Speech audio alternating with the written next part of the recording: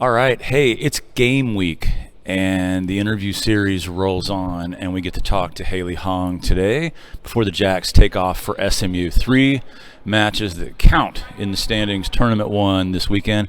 Haley, thanks for being willing to sit down after morning practice and chat for a bit. Thank you for having me. Absolutely. Hey, since you're a new transfer, why don't you just tell folks that are watching this that are maybe new to this series or that haven't seen these videos in a while, just give us your background, just where you were born, where you were raised, where you went to high school, all that good stuff.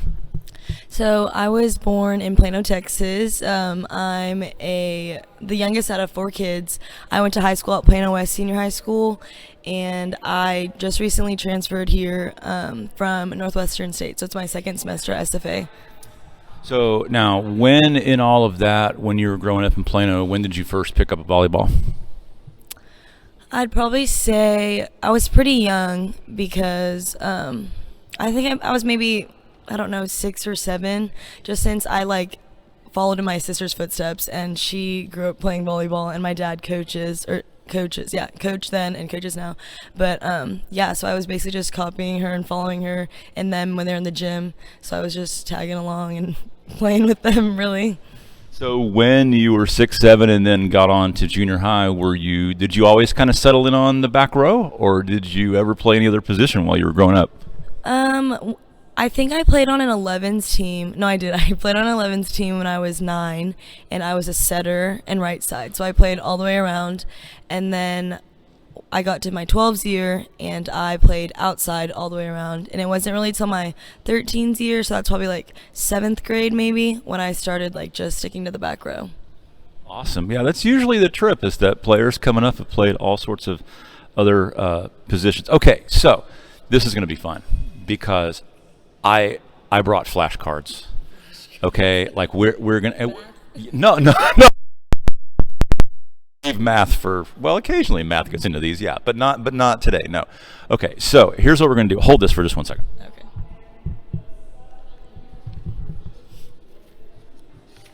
So, okay, my flashcards are, you were raised in Texas, you just told us that. I was raised in Texas.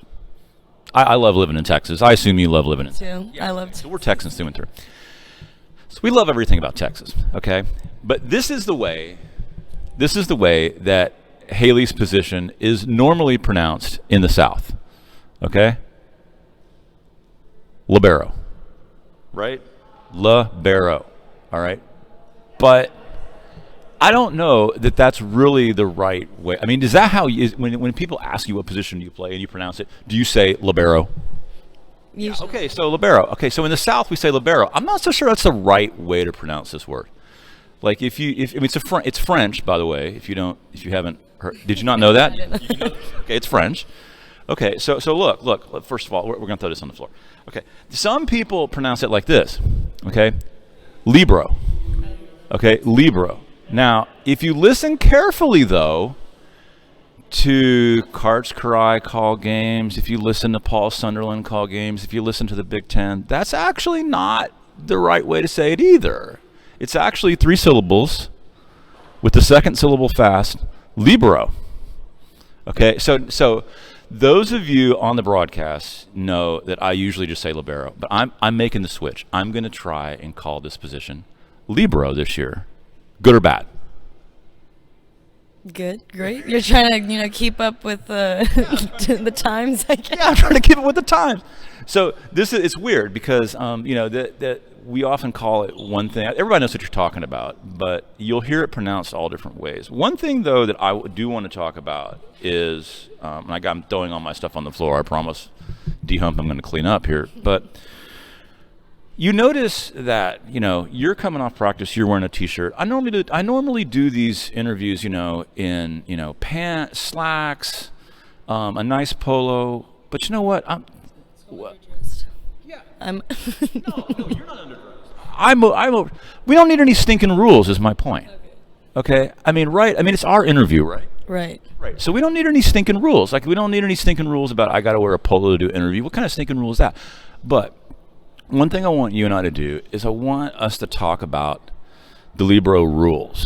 okay? Because you get asked a lot about why are you wearing a different jersey? Why do you run on off the court? Right? I mean, that's common for you to get asked, correct? Correct. Yeah.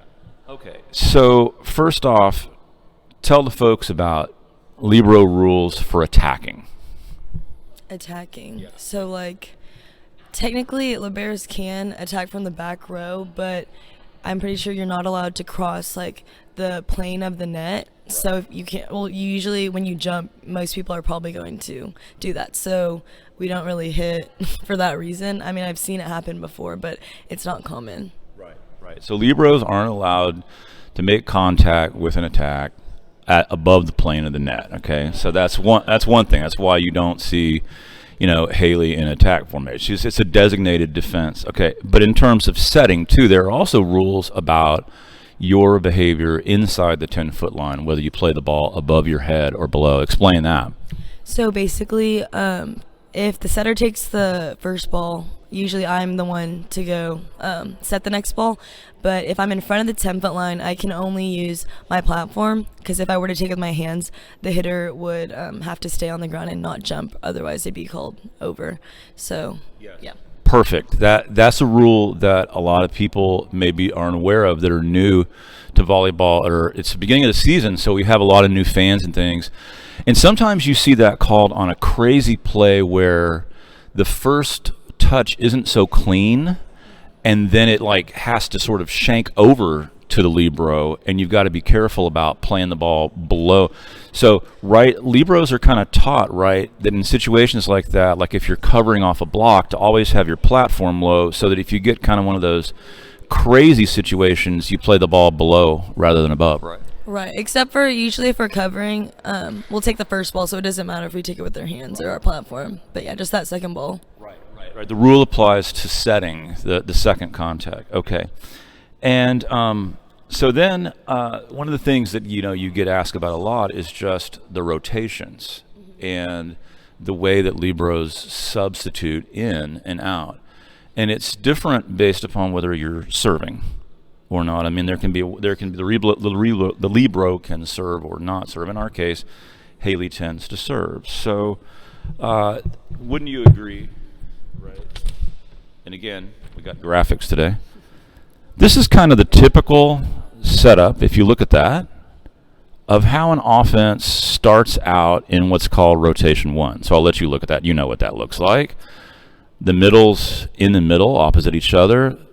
For those of you that are new to this, the reason why the opposite side hitter is called opposite is because she's opposite the setter in that diagram right there. And then the two outsides are opposite each other.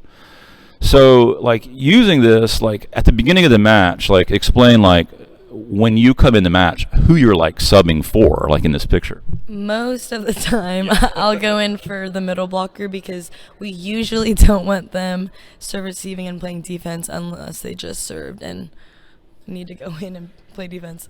Right. So if you watch at the beginning of a match, you'll see all the teams line up pretty much like that, spaced out, and the referee checks that lineup and then looks over at Haley and then ushers her in, and she substitutes in for that back middle blocker. Okay. Like a free substitution, because we only have a certain amount, but I get to go in for whoever and whenever, basically, in the back row. Correct. So the substitutions that Haley's involved in are not counted towards the 15 that the team is allowed during any one particular set. Okay. So in this diagram, you have to kind of imagine Haley starting off the match in middle back right there in that spot. Okay, now explain to the folks what happens when that position on the floor after several side outs goes front row. So that would be rotation 3. So then the middle that I was originally went in for, she'll come back and switch with me, and she'll go front row, and I'll go back in and sub for the middle that just got back row, and I'll serve for them or I won't serve for them, but I'll basically be in 6 rotations in the back for 2 people. Right. So she's actually serving for this middle that's come back to spot 1 on the floor. That's the third click around, or the third rotation. That's usually when a libero who is serving is going to serve, because not the middle that she subbed for at the beginning of the match, but the middle that's middle front at the beginning of the match has come to the serving position and is now out of the match. And you explained it well. It's actually like a double substitution.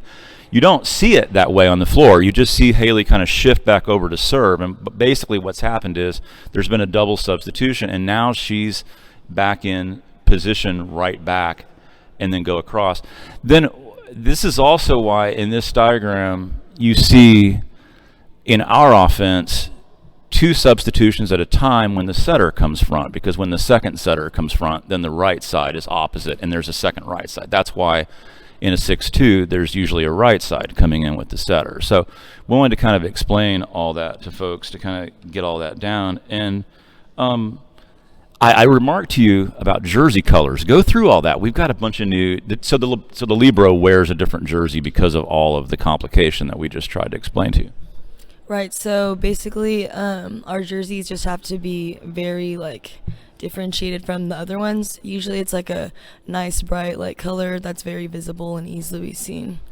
And this year, you ran through them with me again, but you've got the teal one that we saw in the scrimmage, but run through all the ones that you've got available to you this year. So I actually wore the bright blue one, short sleeve, at the scrimmage, but I do have a long sleeve teal one, a red long sleeve, a gray long sleeve, and then I can also wear the jerseys that everyone else has too. It's just I obviously don't wear the same one. I'll just wear white when they wear black or purple or something like that. And you mentioned to me that at least right now, when you're assigned to be the libero, you choose the jersey color? Yes, I get to do that. Do you think that's true? That I've wondered about that. Do you think that's true universally, or do you think sometimes just the coaching staff or the equipment staff? Have you always, through your college days, chosen the jersey? Yes, I've gotten to choose. Mm-hmm. That's really cool. I like the bright colors, and you'll see that all year long as we play different opponents. They'll sometimes be complementary to the color that's natural to the team, but like the blue one that you were wearing in the scrimmage, sometimes it really stands out. I think that's really great.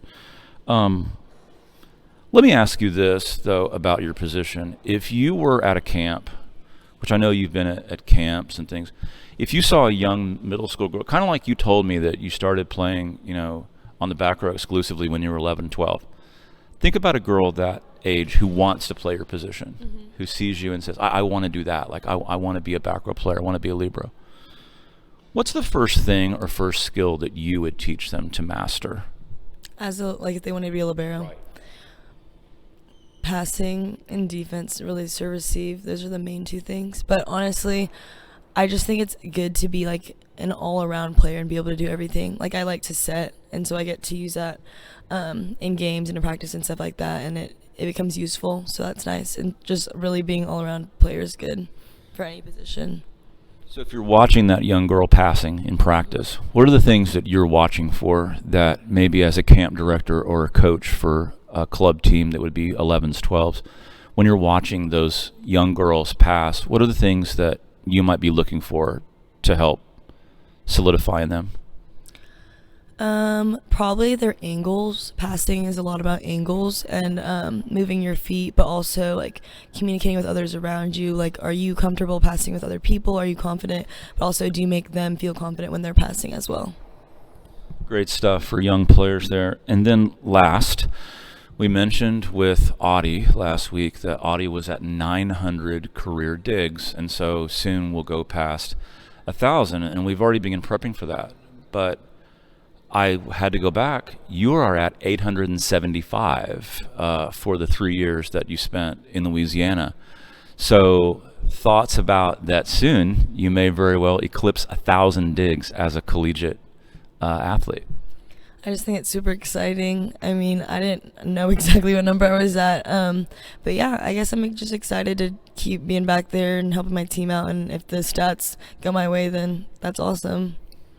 Y'all all know through the years, my favorite part of volleyball is back row floor defense. I love this. And I love the back row that SFA has assembled this year. Extremely deep this year on the back row. And you'll see Haley Hoang all year long for us. Haley, thanks for being willing to sit down, chat, explain some rules, explain some substitutions, and we look forward to seeing you at SMU. Anytime. Thank you so much for having me.